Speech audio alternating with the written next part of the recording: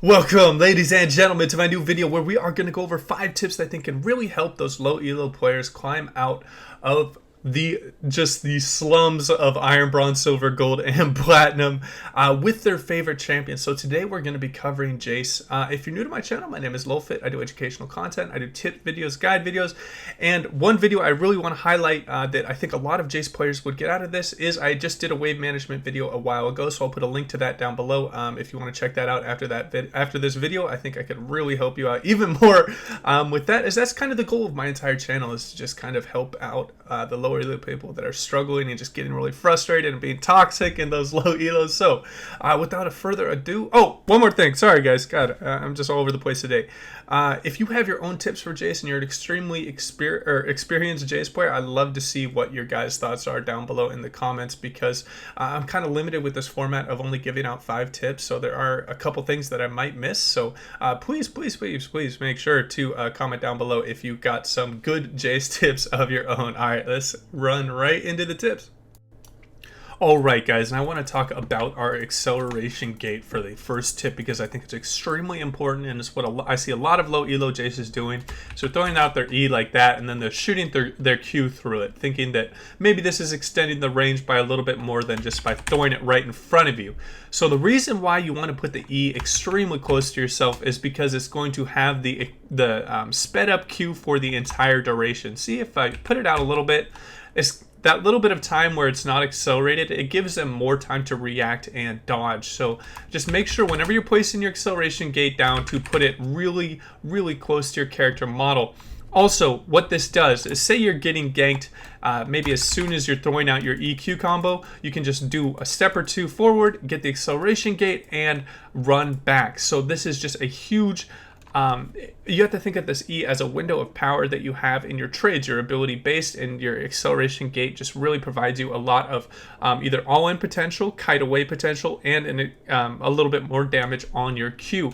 So always try and place it right on top of yourself, and it is going to be just the most beneficial placement for you, unless you really want to do some sort of weird mind game where you're slowing your Q up and then speeding it up, but that might be a little bit too advanced. But always, if you're a low elo player and you are just against people that are struggling to dodge, like they will in golds, in iron, bronze, silver, and gold, just place the E as close as on top of you as you can. And this will also allow you to dodge skill shots and any kind of return fire when you are throwing out your combo, because sometimes people look to return the trade back on you. So again, acceleration gate on top of the Jayce. Okay, that will wrap up tip number 1. Alright guys, and let's get into tip number 2. I want to talk about the two-pronged approach that you can look at your Q. First up, it's obviously a really strong all-in ability that can do a lot of damage, but how I want you guys to start looking at it as a defensive and an offensive tool. If you are getting dashed on by something like a Kled with multiple dashes, when they use their first dash, you can look to Q in on them, slow them, and try and kite out with that slow. You do not want to automatically, every single time you get dashed on, try and E them away, because first of all, it's going to be a longer cooldown. Sometimes people look to bait out your E and then try and all in you. So if they're just gonna do that, they're gonna commit a shorter cooldown to try and get your long cooldown of your E out. This Q is going to be just a great way to temper their all-ins. And again, if they have a double dash, say like a something like a Riven or Kled, then you can use your E away first. Your Q should be your first line of defense when you are getting dashed on, because of the slow when you are in hammer form, because it will allow you to create distance.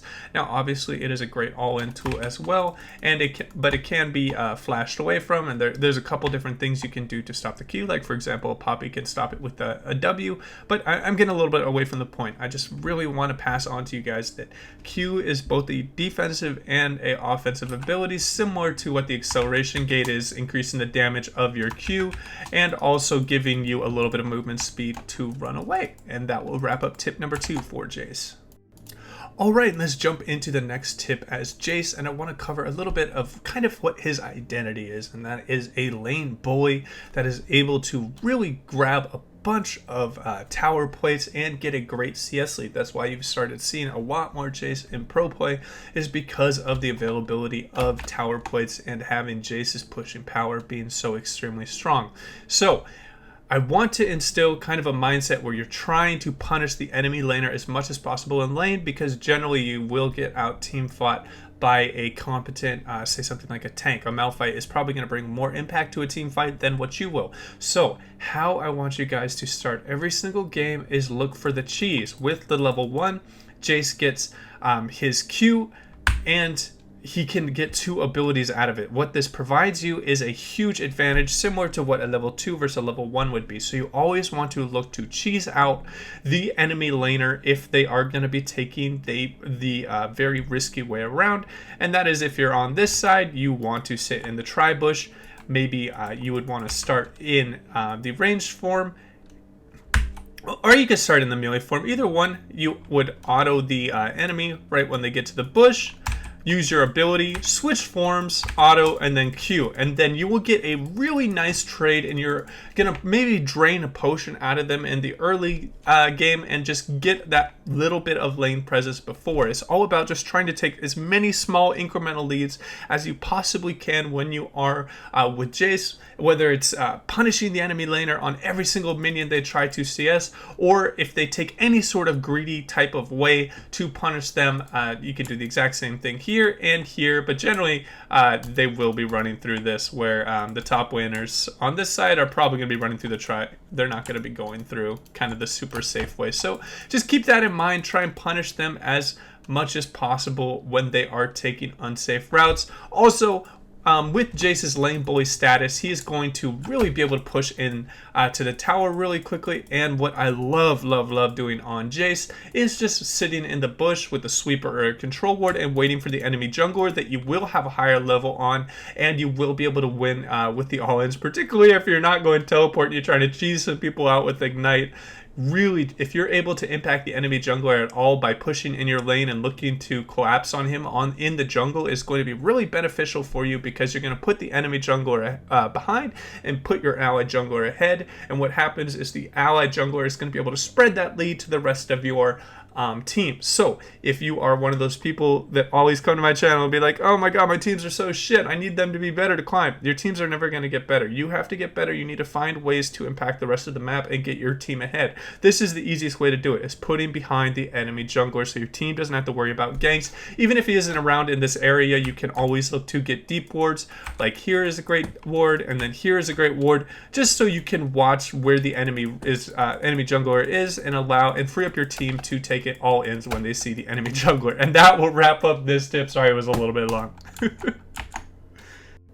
Alright, and jumping into the next tip, I want to talk about something small that can really help you when you are around towers and when you are looking for gank assists. Now, this is a very high risk, high reward play, because you are committing a lot of resources to simply get the enemy in a worse spot in the lane. And this is simply using a flash and then an E to get them, that was really slow, but getting them in a poor position, whether you see your jungler is about to pop over on the blast plant, or that they're really close to the tower and you can get them into tower aggro range. That would be just a really good way to start off a trade if you are under very little threat when they are looking to all in you. So keep this in mind. Also, you can look to try and do this without a flash by maybe getting a slow on them with the Q, and then getting behind them with the E, maybe using your maybe doing something like this, where you would Ghost Blade in, Q, get the slow on them, and then E them back, can be extremely strong. You don't always want to be looking at your E as a offense or a defensive tool by knocking people away. Look at it as a offensive tool as well, similar to a previous tip where you can get the enemy in a poor position, just using the utility of the spell. Again, this is really great for just really hammering down those ganks and getting them in an even worse position for the gank and getting them a little bit overextended. That will wrap up tip number 4. If you guys have found any other weird ways to use E, I'd love to hear it. I know it can you can cancel like some dashes with it, and there's some kind of crazy stuff to do it, but let me know your favorite way to use E in the comments down below.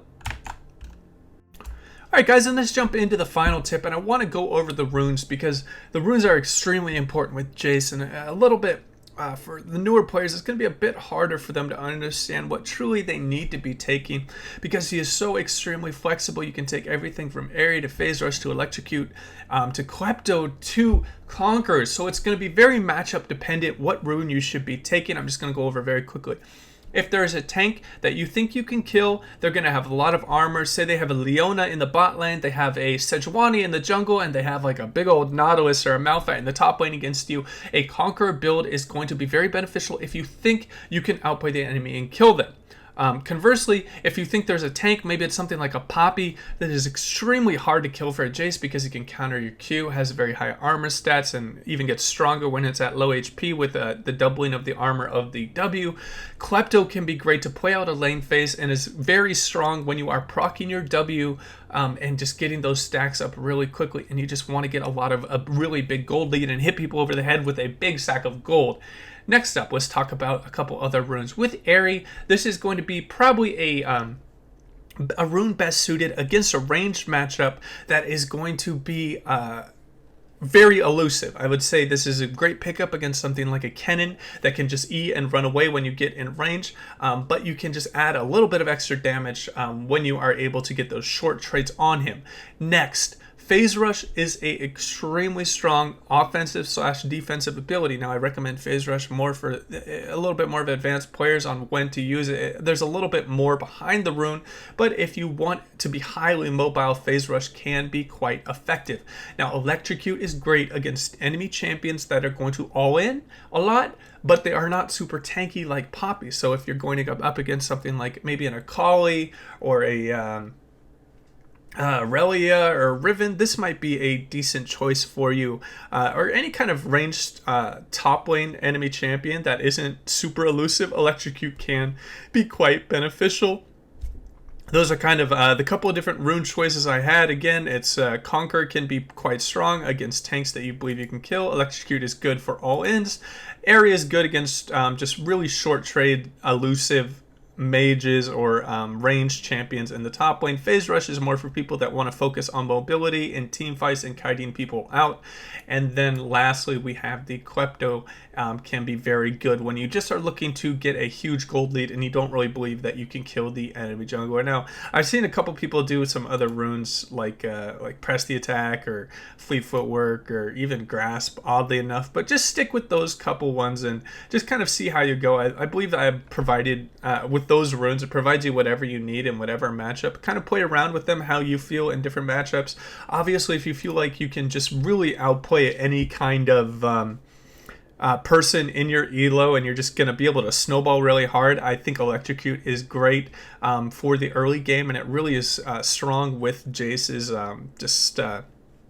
whole kit and how he's designed and getting that snowball going in the early game. So just kind of find what runes you really like and are going to be beneficial for you. That's going to wrap up my 5 tips for Jayce. Again, if you guys have any questions for me, I try to be as interactive with you guys as possible. I answer every single comment on my channel because my whole goal is to just really help you guys climb quite a bit. So as always, guys, take it easy.